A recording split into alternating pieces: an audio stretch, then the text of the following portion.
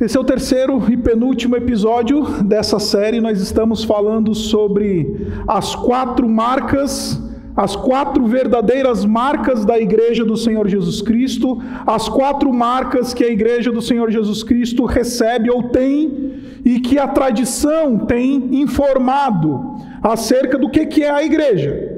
Então, no primeiro domingo desse mês, nós falamos sobre a Igreja Una. E o argumento do sermão ele foi muito simples. Nós somos uma comunidade que está unida em torno de um só Senhor, e essa comunidade não somente está posicionalmente unida em Cristo, mas também chamada para viver uma vida de unidade. No segundo sermão, na semana passada, nós falamos sobre a Igreja Santa, uma igreja que também está posicionalmente colocada em santidade por causa de Cristo Jesus, e que também tem uma vocação para viver por meio da santidade, e que esta santidade é produzida na prática, dentro da igreja, por meio daquilo que nós conhecemos como disciplina eclesiástica. Então esse foi o segundo sermão. Na semana passada nós conversamos sobre esse aspecto da igreja como uma unidade santa. Hoje nós vamos falar sobre talvez o conceito mais polêmico, especialmente aqueles que não têm muita familiaridade com o chamado mundo teológico, mundo da tradição. Esse conceito, o conceito da catolicidade, ou o conceito da Igreja Católica, ele é um conceito muito mal entendido, especialmente por protestantes. Porque normalmente os protestantes entendem que quando o credo ou quando a tradição nos diz que a igreja é una, santa e católica, a gente acha que o credo está falando da Igreja Católica Romana. Mas não, o texto não está falando da Igreja Católica Romana. No 3º para o 4º século, quando o texto credal, a tradição, formulou essa frase, a Igreja Católica como nós conhecemos nem existia ainda.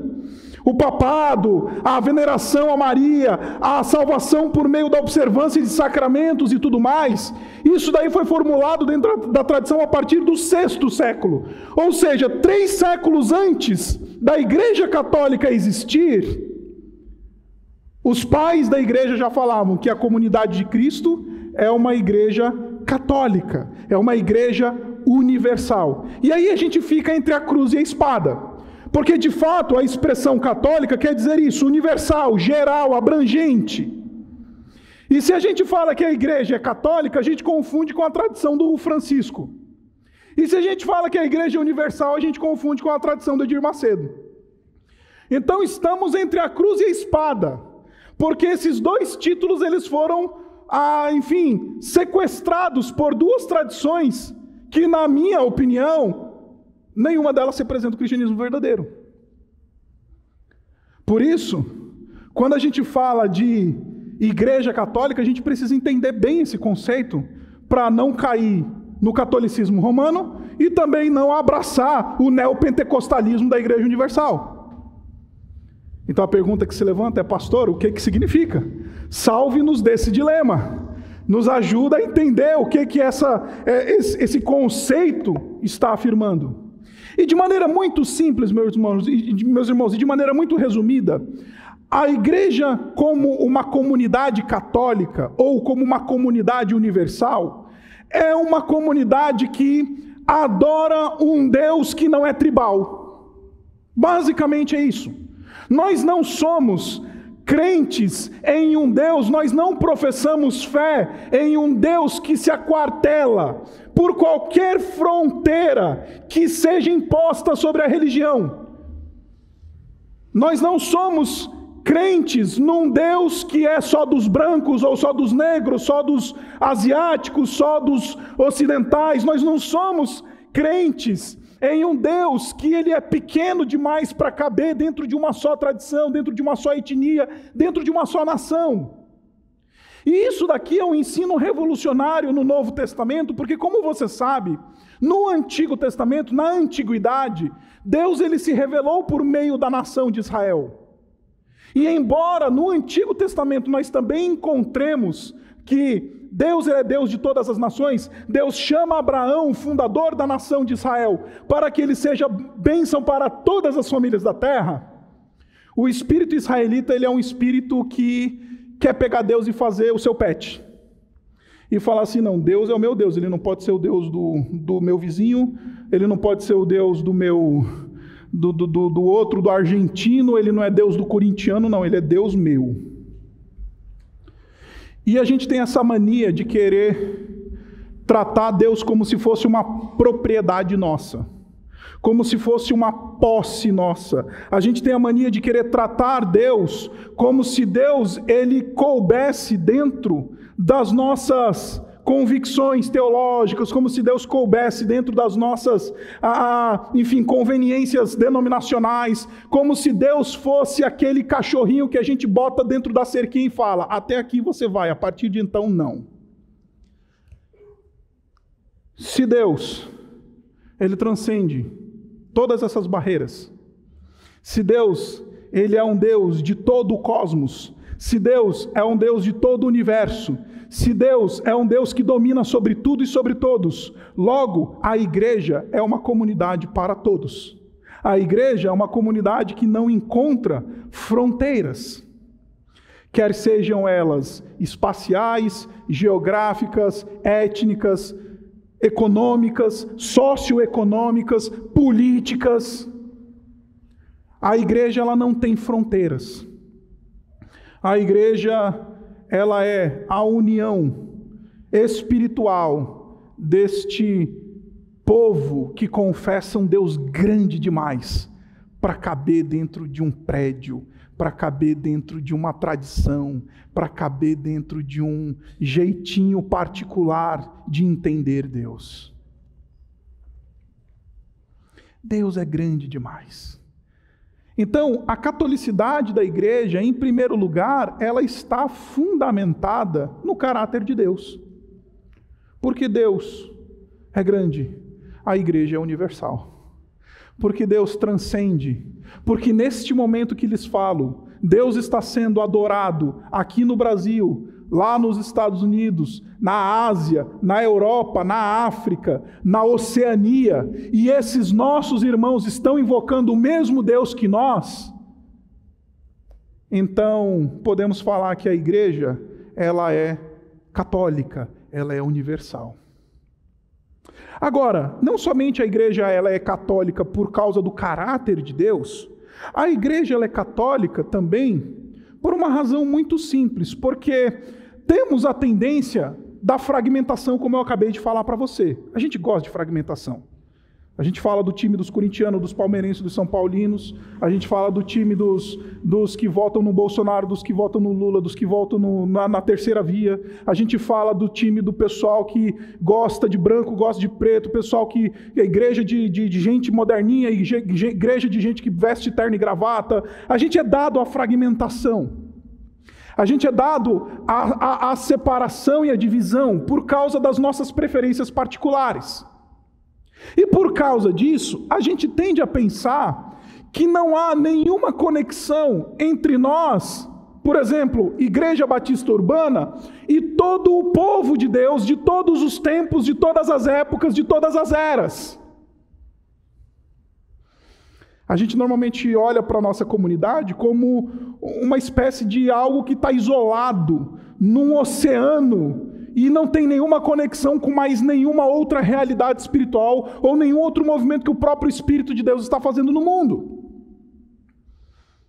Mas não, eu vim aqui chocar você e dizer para você que, embora nós sejamos batistas, embora nós sejamos aqueles batistas de tradição reformada, embora nós estejamos em Santo André, embora a nossa igreja particularmente seja uma igreja de porte médio, nós estamos conectados por causa da fé em um único só Senhor, por causa da operação de um único só Espírito, com todos aqueles que professam o nome do Senhor Jesus Cristo e creem nele como único e suficiente Salvador. Independente de ser presbiteriano, independente de ser metodista, independente de ser anglicano, independente de ser qualquer outra denominação, nós estamos ligados, antes de estar ligados em termos de placa, nós estamos ligados em termos de fé. Fé neste Deus grande.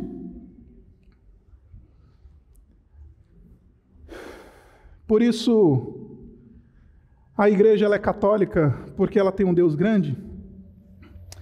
E a igreja é católica porque ela avança sobre toda e qualquer tradição, como a gente vai ver daqui a pouco um pouquinho mais a fundo.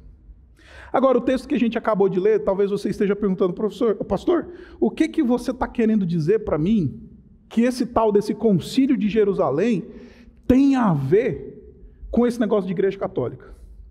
Eu quero propor para você que tem tudo a ver.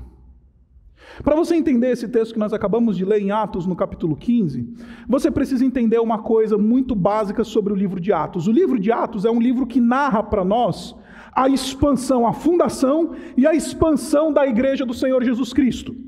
Em Atos, no capítulo 2, o Espírito Santo desceu como o próprio Senhor Jesus Cristo havia prometido para os seus discípulos, dizendo: olha, depois que eu for levado ao Pai, eu vou lhes enviar o meu Espírito. E o meu Espírito vai guiar, o meu Espírito vai estar com vocês até a consumação dos séculos.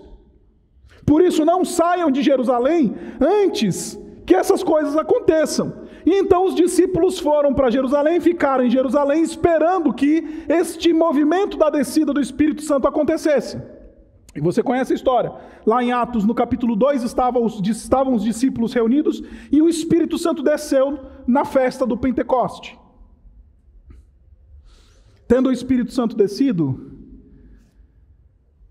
esses discípulos do Senhor Jesus Cristo, eles foram tomados pelo Espírito e começaram a pronunciar, falar as boas novas do Evangelho nas diversas línguas que estavam ali rodeadas em Jerusalém, porque naquele período da festividade do Pentecostes, gente do mundo inteiro estava visitando Jerusalém. Os partos, os medos, os elamitas, gentes da Capadócia, gentes da Arábia, gente de Roma, gente de todo lugar, estavam ali em Jerusalém. Então, quando esse povo todo viu que estavam ali na igreja, na comunidade dos discípulos, o povo anunciando a grandeza de Deus nesses vários idiomas, eles ficaram assustados.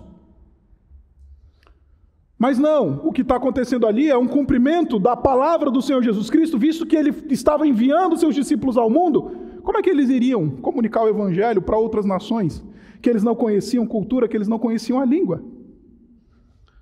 O Espírito Santo desce, capacita esses homens e mulheres para que eles possam pronunciar as boas novas do Evangelho em todas as nações. E eles vão. E o texto nos diz que o Evangelho chega em todas as nações. Inclusive o livro de Atos termina com o apóstolo Paulo lá em Roma, pregando livremente o Evangelho. Essa é a temática do livro de Atos. O livro de Atos é sobre como Deus fez com que a igreja se tornasse uma entidade espiritual que estava presente em todas as nações do mundo. E nesse processo de expansão, nesse processo de ida, afinal de contas foi um cumprimento de um ide, aconteceram alguns problemas. Algumas coisas elas se deram e foram complicadas e os apóstolos tiveram que resolver. Dentre essas várias coisas, aconteceu uma discussão sobre a importância da lei para a salvação do homem. Para nós isso parece muito óbvio, evangélicos que somos, depois de 1517, quando a gente fala sola fide, somente pela fé, sola gratia, somente pela graça. Então para a gente é muito fácil afirmar que a salvação é somente pela fé. Mas nesses dias aqui em Atos, no capítulo 15, nós estamos dentro de uma igreja que está em Jerusalém, formada essencialmente por judeus, gente que estava acostumado a viver dentro da tradição judaica e estava acostumado a pensar que era por meio da observância da lei que alguém ganhava mérito diante de Deus. Então seja um crente batista bonitinho, que toma banho, põe terno e gravata, seja aquele crente batista que não trai a tua mulher, seja aquele crente batista que faz as coisas tudo certinho, então você vai para o céu. Seja o judeu, fariseu, certinho, que guarda a lei, os mandamentos, guarda o sábado, é circuncidado, cumpre todas as dietas do judaísmo, cumpre todas as festas do judaísmo, e então você vai ganhar mérito diante do Senhor. Você vai para o céu. O que o texto está querendo dizer para a gente é que começou a haver um conflito teológico. Olha só o que diz os versículos iniciais do capítulo 15, ele diz assim: alguns homens desceram da Judéia para Antioquia e passaram a ensinar aos irmãos: Se vocês não forem circuncidados conforme o costume ensinado por Moisés, não poderão ser salvos. Vocês não vão poder ser salvos se vocês não cumprirem o pré-requisito do judaísmo, que é a circuncisão. A circuncisão era a marca da aliança para o povo de Israel da antiguidade. Portanto, era algo muito importante para o judeu antigo. Até hoje é algo muito importante para o povo judeu.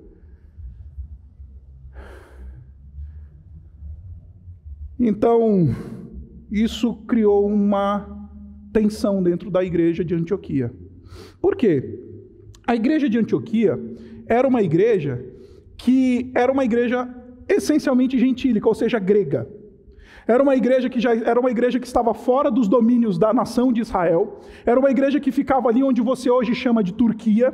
E essa igreja era uma igreja essencialmente formada por gente que não vinha desse contexto judaico.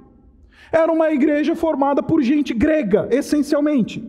E de fala grega, gente que era diferente dos judeus lá certinhos, rigorosos, etc. Eu queria que você pensasse nesse cenário distinto, quando a gente olha aquele tipo de gente, especialmente a gente que tem esse ranço tradicionalista, batistão que a gente tem, quando a gente olha para algum tipo de... aquelas pessoas que são diferentes em termos da sua vestimenta, em termos do seu linguajar, da sua cultura.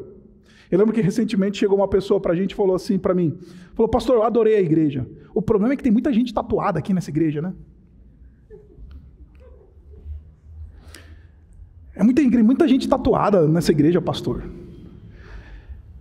Esse era o tipo de conflito que estava acontecendo quando esse pessoal que veio de Jerusalém chegou em Antioquia e começou a querer impor sobre aquela igreja tradições, ritos, um jeito de ser, uma maneira de viver que não necessariamente era aquela que o evangelho colocava.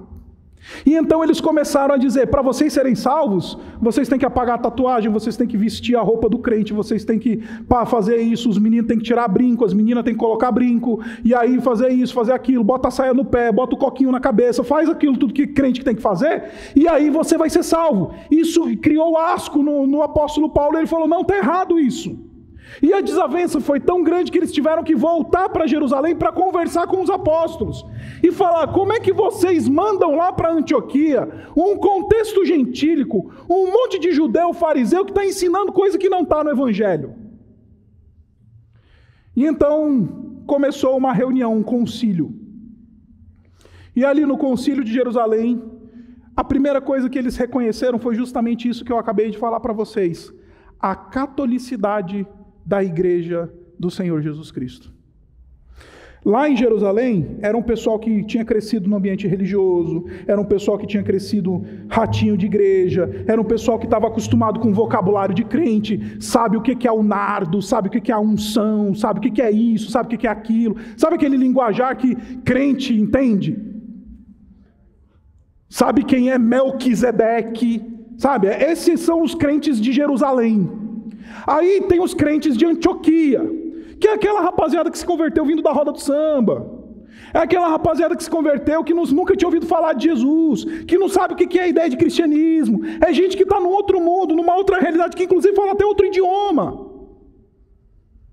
Aí os judeus, os apóstolos, eles estão aqui em Jerusalém perguntando: essa turma aí que está se convertendo vindo da roda do samba, essa turma que se converteu aí vindo desse mundo tão distante do nosso, eles são verdadeiramente cristãos? E para serem verdadeiramente cristãos, eles precisam cumprir esses ritos que a lei manda, como nós judeus fazemos? A resposta é simples: não. Por quê? Porque a igreja, ela é católica. Porque a igreja, ela é universal, é uma igreja formada pelo soprar do Espírito de Deus sobre judeus e gentios, sobre religioso e não religioso, sobre gente que chegou, gente que não sabe o que faz ideia, gente que está chegando e está aprendendo, gente que é tatuada, gente que não tem tatuagem, gente que, acima de todas as coisas, crê no Evangelho do Senhor Jesus Cristo. Olha comigo o que diz o versículo 8. Deus, que conhece os corações, demonstrou que os aceitou. Ele está se referindo aos gentios, que os aceitou, dando-lhes o Espírito Santo, como antes nos tinha concedido. Ele não fez distinção alguma entre nós e eles, visto que purificou os seus corações pela fé. Em primeiro lugar, o Pedro, que está discursando aqui, ele está dizendo: a Igreja Católica, porque existe uma universalidade étnica e cultural. Como eu disse para você, lá em Jerusalém era judeu. Aqui em Antioquia é gente grega. Aqui em Jerusalém é gente que fala hebraico. Aqui em Jerusalém é gente que fala grego. Aqui em Jerusalém é o povo que tem tradição religiosa. Aqui em Antioquia é o povo que não tem tradição religiosa. Tem tradição filosófica. E aí o apóstolo Pedro está dizendo: Deus os inseriu na comunidade pelo soprar do Espírito. Deus os colocou dentro da comunidade de Cristo pelo soprar do Espírito de Deus, porque eles creem no Evangelho e o Espírito Santo habita eles. Eles creem no Evangelho e o Espírito Santo foi derramado sobre eles. Vou contar uma história para você talvez tentar pescar isso que eu estou querendo dizer para você. Quando eu era adolescente, eu tinha uma banda de rock. Acredite, eu já fui baterista. Desisti de ser baterista quando eu descobri que ou eu tinha que ser pastor ou eu tinha que ser baterista. Eu falei, acho que eu vou melhor estudar para ser pastor. E no final das contas, acho que eu não sou nenhuma das duas coisas. Mas era baterista na igreja, tocava rock and roll, a banda chamava Alfa 7. Eu e mais 5 amigos da igreja nos juntamos e falamos, vamos fazer a nossa banda, a banda Alfa 7. E a gente tocava rock, era convidado para ir tocar nas igrejas por aí, tocava na praça. Na época, na moda da época era fazer culto na praça, né? O worship não era dentro da igreja, era fora. E aí o pessoal ia para a praça, fazer rock and roll na praça, fazer evangelismo na praça e tudo mais. E aí nessa época eu tocava, enfim, a rock. Isso pegou mal para algumas pessoas da igreja. Meus irmãos, eu estou falando de uma igreja super tradicional batista, de bairro, que era uma comunidade formada essencialmente por pessoas mais velhas. Então, algumas pessoas da nossa comunidade tinham muita dificuldade com o tipo de música que estava sendo tocado pela banda. Que raio de música? Crente não toca rock. Crente não pode ter banda de rock. E eu lembro de uma vez que a banda se apresentou na igreja para os irmãos e tocaram pela primeira vez com distorção das guitarras, aquele som mais pesado do rock and roll na igreja. Aí um dos fariseus da igreja judaizantes, ele saiu correndo, foi na chave geral da igreja e saiu desligando tudo. Era esse tipo de intriga que estava tendo dentro da igreja de Antioquia. O povo que entende que não tem problema tocar rock, aí aparece o fariseu, o judaizante, que fala, não, tocar rock na igreja é coisa do capeta. Não, é porque não é uma questão de usos e costumes, está dizendo o apóstolo Pedro. É uma questão de fé em Cristo Jesus. É uma questão do Espírito habitar. Se toca o rock ou não toca, isso daí é uma coisa secundária. O que é anterior a tudo isso é o Espírito ter colocado eles dentro do corpo de Cristo.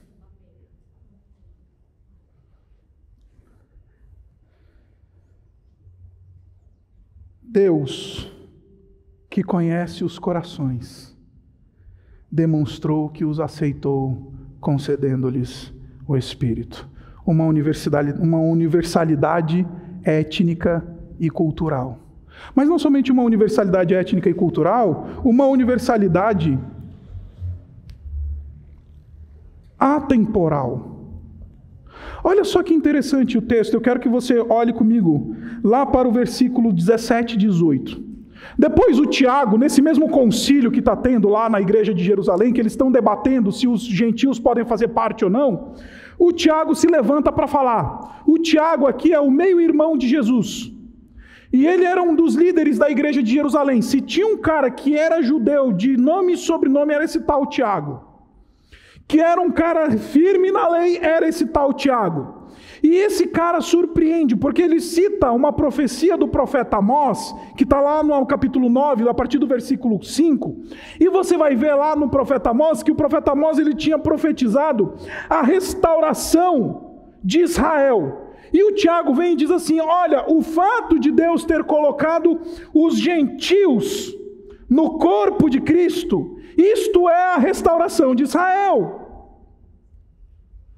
O povo de Deus, quando Deus traz os gentios, ele restaura Israel. E olha só o que ele diz a partir do versículo 17. Ele diz assim, para que o restante dos homens busque o Senhor, e todos os gentios sobre os quais tem sido invocado o meu nome, diz o Senhor, que faz essas coisas. Versículo 18, conhecidas desde os tempos antigos.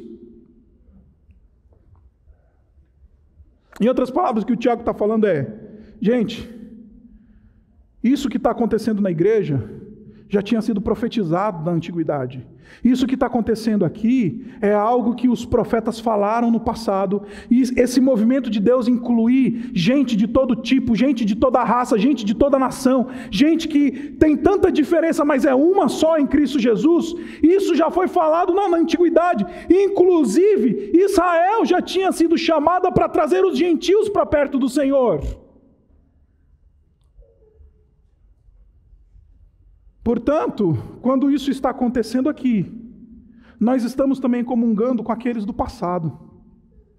Aí você deve estar pensando, mas espera aí, pastor, como é que hoje eu e você, nós nos linkamos com aqueles que vieram antes de nós? Especialmente por meio da Eucaristia, por meio da ceia. Quando nós nos juntamos para celebrar o pão e o vinho, aqui na nossa igreja nós fazemos isso uma vez por mês. Quando nós nos juntamos como povo de Deus para celebrar o pão e o vinho, nós estamos fazendo isso segundo aquilo que a tradição nos recebeu. Em outras palavras, eu queria que você tivesse isso na sua cabeça. Quando a gente está partindo o pão, a gente está partindo o pão com os discípulos do Senhor Jesus Cristo. Quando a gente está tomando vinho, a gente está tomando vinho com a igreja primitiva, que também tomaram o mesmo vinho. A gente está tomando vinho com aqueles irmãos que vieram do passado, desde os tempos antigos. Os cristãos de todos os tempos e todas as eras, quando eles se sentaram à mesa, eles não somente olham para frente anunciando a morte do Senhor Jesus Cristo até que Ele venha, mas eles fazem isso em memória de tudo aquilo que já passou. Acredite, quando a gente está ao redor da mesa, a gente está celebrando a fé que foi comungada por pessoas que vieram antes de nós e com aqueles que virão depois de nós. Nós anunciamos a morte do Senhor Jesus Cristo até que Ele venha. Tem uma dimensão passada e tem uma dimensão futura. Tem uma dimensão que nós nos juntamos a um corpo que veio muito antes de nós, e nós nos juntamos com aqueles que virão depois de nós. Você que é pai, quer uma aplicação prática disso que eu estou falando? Quando você comunga da mesa do Senhor Jesus Cristo, você está resguardando uma fé que Deus entende que nós temos que passar para os nossos filhos. Se o seu filho um dia vier a comungar dessa mesa, é graças à tua herança espiritual passada para ele. Você quer que o teu filho um dia se sente na mesa do Senhor Jesus Cristo? Você quer que o teu filho um dia se sente na mesa e fale assim, me dá esse pão porque eu creio nesse Cristo, me dá esse vinho porque eu creio nesse sangue que me purificou? Você quer que o seu filho seja alguém que herde esse pacto? Sim, eu quero. Então comunga disso. Então vive isso, porque a fé cristã ela é católica, ela é atemporal, ela não tem dimensões e fronteiras temporais. Nós nos comungamos como povo de Deus em todo tempo, em toda época. Então não tem fronteiras geográficas, não tem fronteiras étnicas, não tem fronteiras culturais, não tem fronteiras religiosas. Eu quero fazer duas aplicações aqui básicas. A primeira delas, não tem fronteiras políticas, porque nós vivemos numa época de cisão política.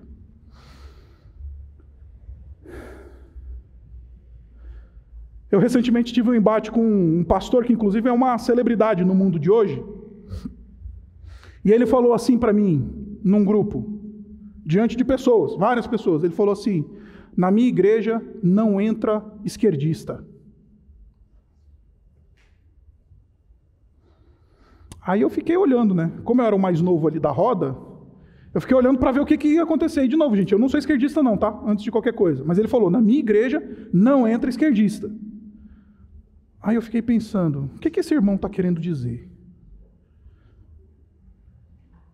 Aí eu pensei comigo, se eu respondo, se eu não respondo, fui inventar de responder. Não deveria, mas fui inventar de responder. Aí eu virei para ele e falei assim, olha, eu não sei na sua, mas na minha, eu quero que o esquerdista e o direitista se amem como irmãos em Cristo. Porque me parece que isso é de ordem secundária para alguém fazer parte da igreja do Senhor Jesus Cristo. Só que a gente está brigando até nos nossos PGs, por causa do Bolsonaro, por causa do Lula. Você já arrumou treta com os teus parentes. Eu sei disso. Quem não arrumou ainda confusão no WhatsApp do grupo da família por causa do Bolsonaro? Nós estamos rachados, as nossas fronteiras agora não são mais geográficas, as nossas fronteiras não são mais étnicas, as nossas fronteiras agora são ideológicas.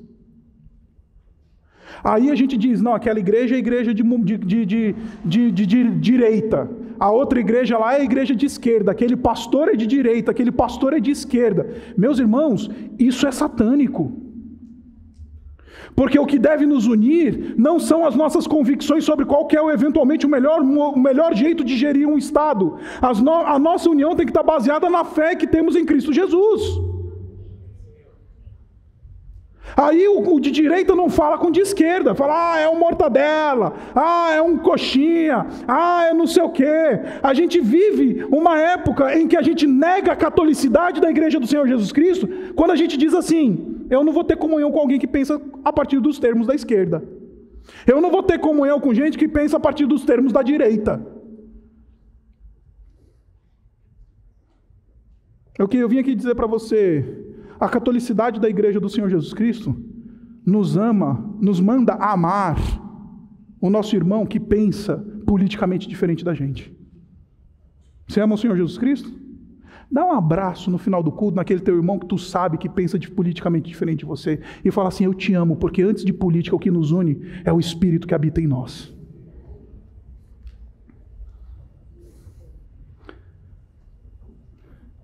Eu te amo em Cristo Jesus, porque antes dessas discussões tolas, o que nos une é o Espírito que habita em nós. Eu te amo em Cristo Jesus. Essa é a razão, meus irmãos, pela qual todos os pastores estão proibidos de puxar a bandeira política aqui dentro dessa igreja. Porque a gente sabe que tem gente de direita, tem gente de esquerda, tem gente que é mais ao centro, tem gente que é da terceira via, tem gente que é assim, que é assado. E aqui na Igreja Batista Urbana a gente está querendo dizer, nós não somos de nenhuma bandeira política, nós somos do Evangelho. Então não importa o que você pensa, aqui você vai encontrar irmãos em Cristo que antes de qualquer movimento político, eles amam o mesmo Jesus que você ama.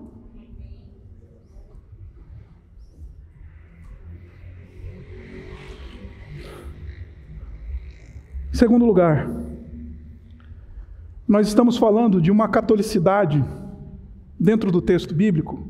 A igreja ela é católica porque Deus não entregou todos os mistérios da palavra de Deus e da teologia a uma só tradição. E aqui eu vou bater em você se você é batistinha, tá? Deixa eu explicar para você o que eu estou querendo dizer para você. A gente é tão apegado aos nossos modelos denominacionais, que a gente chama de primo quem não batiza, por exemplo, por imersão igual a gente batiza. Que a gente não consegue estender a destra da comunhão para aquele irmão que, eventualmente, a igreja funciona de uma maneira diferente, tradicional, reformado, não estende a destra da comunhão para o irmão pentecostal, que eventualmente crê que no momento do culto tem que haver manifestação de dons espirituais. É verdade, nós não cremos que dentro do culto isso tenha que acontecer dentro do culto, mas nós cremos como igreja que os dons espirituais estão aí, o Espírito Santo concede quando ele bem quiser. Mas como batistas reformados que somos, nós somos aqueles que entendemos que na hora do culto nós cantamos, nós oramos e nós ouvimos a palavra. Ponto. Agora, porque tem um outro irmão em Cristo que ama o mesmo Jesus que eu amo, e ele acredita que na hora do culto tem que haver um fenômeno de língua, tem que haver um fenômeno de cura, tem que haver um fenômeno de profecia, eu digo, então você não é meu irmão, você é meu primo. Eu vim dizer para vocês, o texto está dizendo claramente para nós que existe uma sinfonia doutrinária dentro da tradição cristã.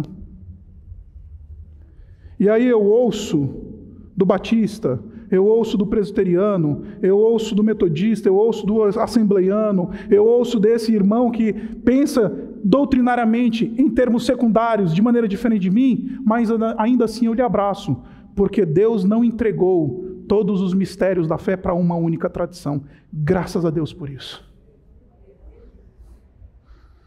Então, meu irmão, eu vim te dizer uma coisa muito simples essa manhã. Antes de ser batista, seja crente.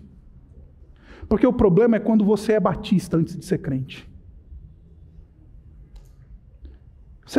Não tem problema ser batista. Eu sou, você me conhece, você sabe que eu sou um batistinha de carteirinha. Minha vida inteira batista.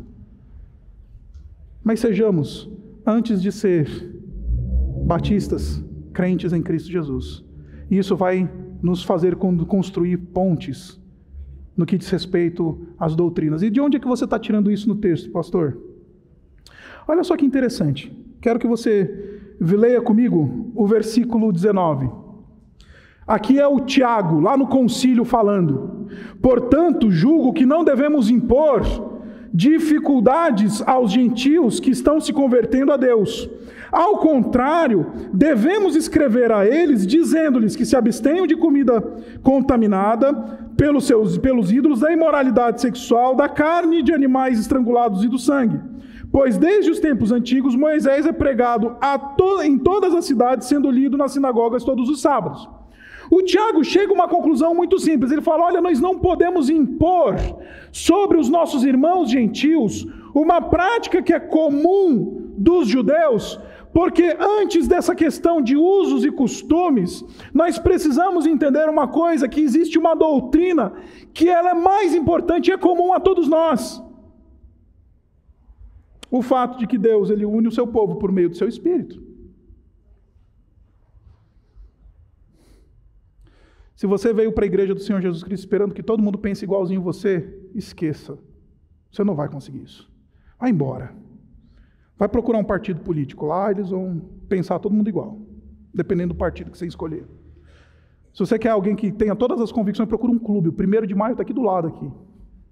Lá eles vão pensar igualzinho você. O valor do entretenimento e do relax está lá. Você também vai lá. Lá você não vai encontrar problema com ninguém. O truco é todo domingo, no mesmo horário do culto.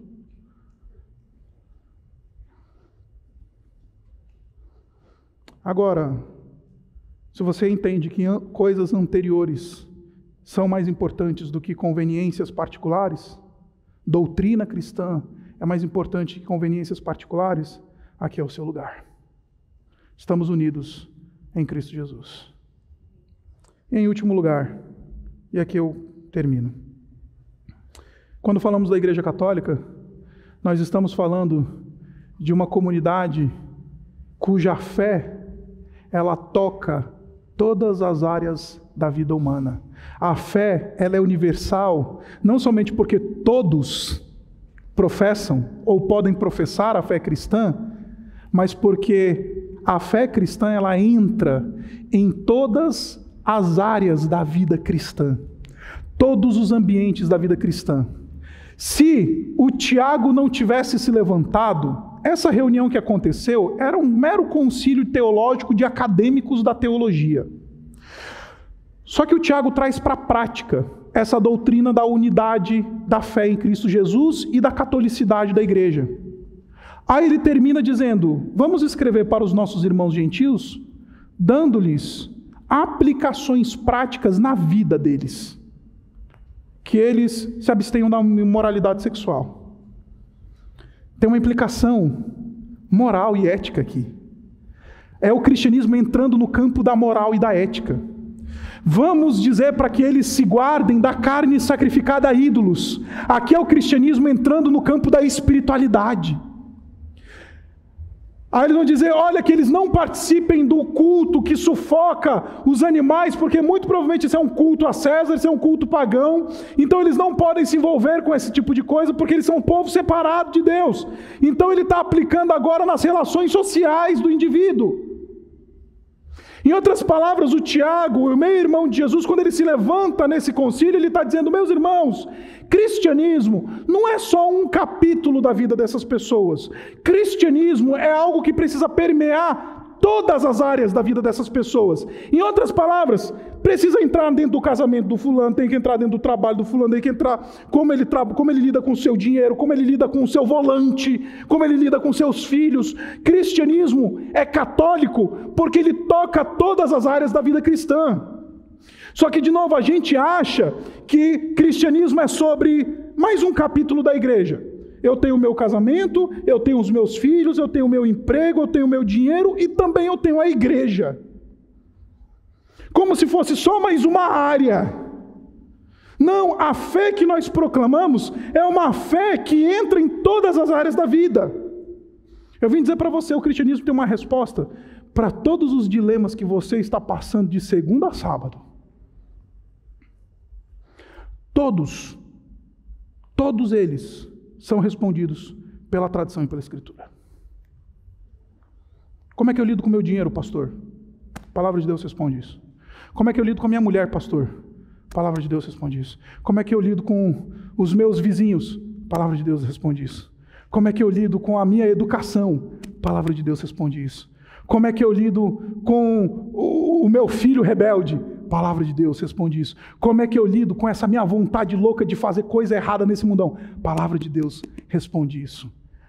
A fé cristã, ela é católica, porque ela permeia todas as áreas da nossa vida, meus irmãos. Se você é crente só de domingo, eu vim dizer para você, você não entendeu a catolicidade da igreja do Senhor Jesus Cristo. Quem entendeu a catolicidade da igreja do Senhor Jesus Cristo, entendeu que a fé cristã tem que tocar todas as áreas da nossa vida. Sabe o nosso histórico do browser do nosso computador? O tipo de perfil que a gente segue no Instagram? O tipo de gente que a gente se relaciona? A maneira como a gente se relaciona com pessoas do sexo oposto? Todas essas coisas precisam ser tocadas pela fé que nós professamos em Cristo Jesus. Cristo Jesus, ele não morreu na cruz para ser um guru espiritual que falou umas frases para você postar nas redes sociais. O Senhor Jesus Cristo morreu na cruz para ser o Redentor meu e seu e transformar completamente a nossa realidade.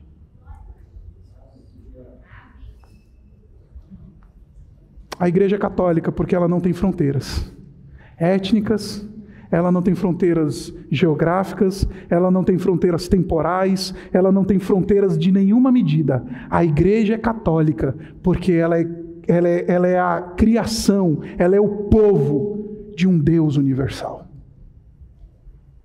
Segundo, a igreja é católica porque Deus não entregou a todas as tradições os mistérios da fé cristã.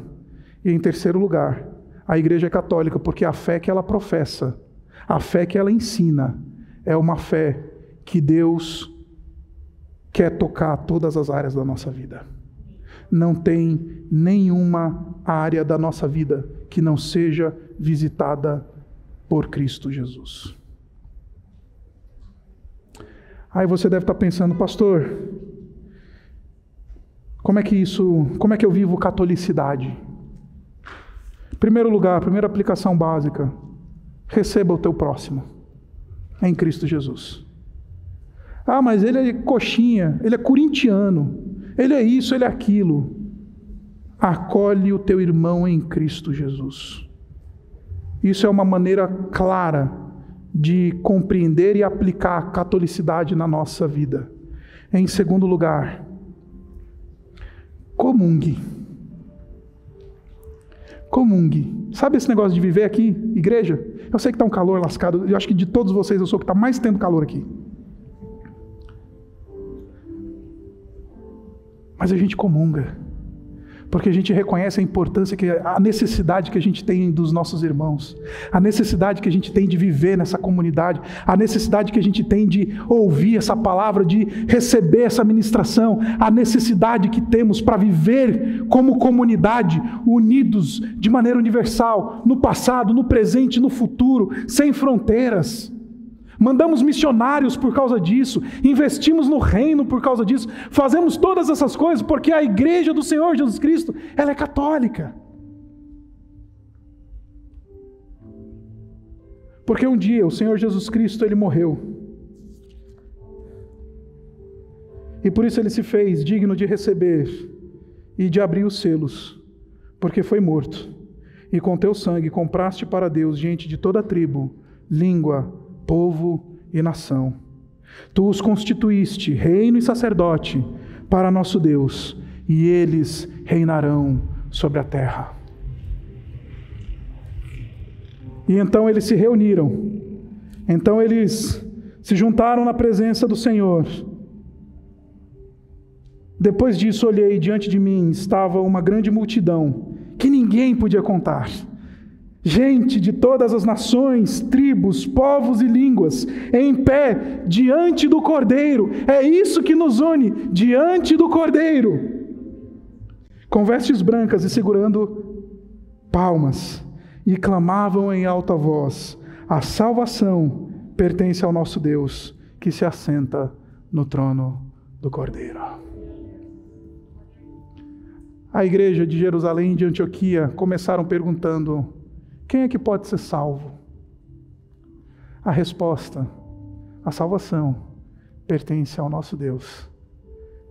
Portanto, aqueles que se chegaram diante do Cordeiro, invocam o nome do Cordeiro, colocam a sua vida nos pés do Cordeiro, acolhem a diversidade da igreja do Senhor Jesus Cristo. Estes entenderam a natureza católica da igreja do Senhor Jesus Cristo. Como é que eu vivo catolicidade? Eu vou para Cristo Jesus, aquele que morreu e estendeu os braços para acolher o mundo. Gente de toda raça, tribo, língua e nação. Abaixe sua cabeça, vamos orar. Pai, obrigado pela Tua palavra. Obrigado porque o Senhor é bom. Obrigado porque temos um Salvador maravilhoso.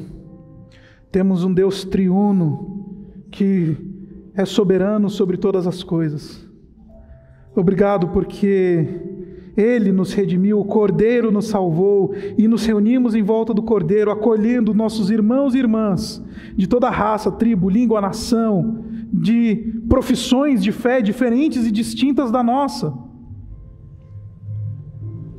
Pai, ajuda-nos a reconhecer os nossos irmãos presbiterianos como irmãos. Ajuda-nos a reconhecer os nossos irmãos metodistas como irmãos.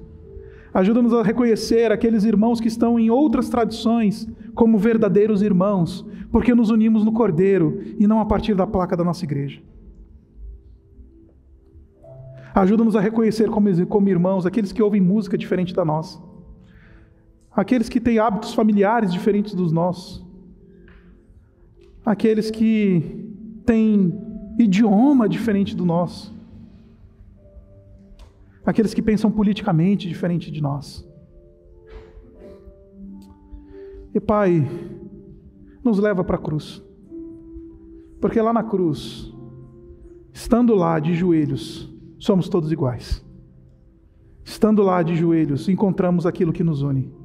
Estando no pé da cruz do Cordeiro, que morreu e é digno, porque derramou o seu sangue para comprar gente tão diferente do passado, do presente, do futuro.